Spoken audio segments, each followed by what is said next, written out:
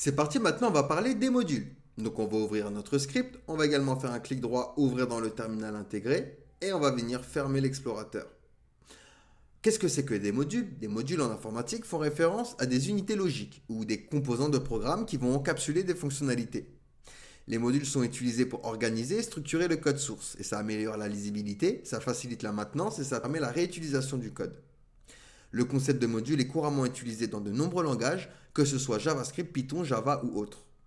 Donc pour créer un module, par exemple, je vais me rendre dans mon dossier module et je vais me créer un fichier que je vais appeler module.js. Vous l'appelez comme vous voulez, ça n'a aucune importance. Pour créer un module, on va définir une fonction, une classe ou assigner des objets et des variables à notre fichier. Et pour ça, on va utiliser le mot-clé export. Donc ici, je vais exporter par exemple une fonction qui va s'appeler getHello. Donc ça va être une fonction fléchée qui va simplement me loguer hello depuis module. Donc ici, le mot-clé export est utilisé pour exporter des variables, des fonctions ou des objets depuis un module Node.js, afin qu'ils puissent être réutilisés par d'autres modules. Lorsque vous créez un module avec Node.js, vous pouvez définir des membres à exporter en les assignant à la propriété export de l'objet module.export. Donc ici, par exemple, j'ai exporté une variable, une fonction, pardon, pas une variable, qui va loguer hello depuis module dans mon terminal. Donc je vais venir maintenant dans mon app.js et je vais pouvoir l'importer. Donc pour l'importer déjà, je vais faire const module égale require et je vais aller chercher mon fichier module. D'accord? Module.js. Ensuite ici, je vais pouvoir faire const résultat est égal à module.getHello.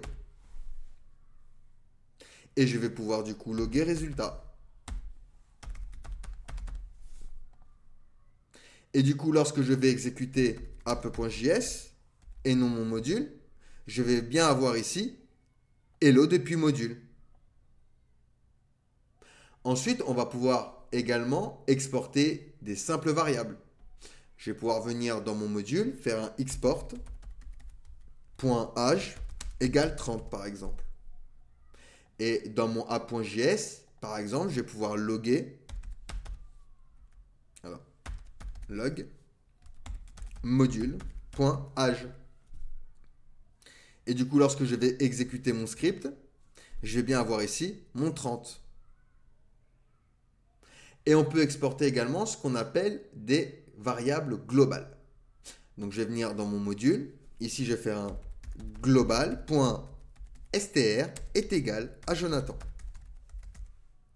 Donc le mot-clé global est un objet spécial avec Node.js qui représente l'espace de nom global. Il permet d'accéder à des variables ou des fonctions à partir de n'importe quel module sans avoir à les importer explicitement. Cependant, il est généralement déconseillé d'utiliser global de manière abusive car cela peut rendre le code moins maintenable et plus difficile à comprendre. Donc une fois que je l'ai exporté, pareil, je vais pouvoir l'importer ici et la réutiliser. Donc log, ici global.str.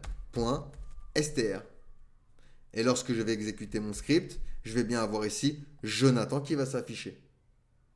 Attention, l'utilisation des variables globales de cette manière peut rendre le code plus fragile et peut entraîner ce qu'on appelle des effets de bord indésirables. Il est recommandé d'utiliser les modules et les exporter explicitement pour gérer la portée des variables et éviter les dépendances implicites entre les modules. Donc voilà pour les modules qui est couramment utilisé avec React.js, Vue.js par exemple, Angular, etc. Donc ils utilisent énormément ce système de modules, d'accord, de composants qui vont être des fonctions, qui vont être une partie de notre application ou de notre site web.